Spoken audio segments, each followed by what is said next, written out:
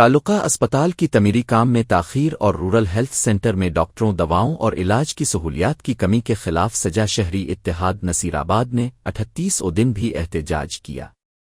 مظاہرین نے اسپتال میں دیے موم بتیاں اور مشلیں روشن کر کے احتجاج کی شکل میں شدید اور منفرد مظاہرہ کیا۔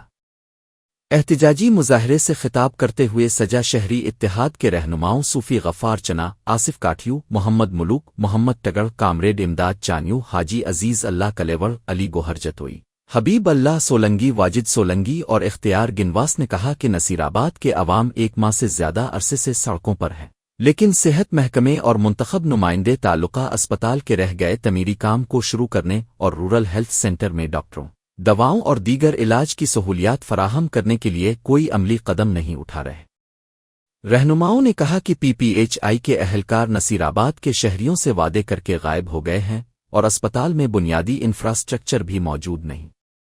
سجا شہری اتحاد نے اعلان کیا کہ تعلقہ اسپتال کی تعمیراتی کام کے آغاز اور رورل ہیلتھ سینٹر میں مکمل سہولیات فراہم ہونے تک احتجاج جاری رہے گا۔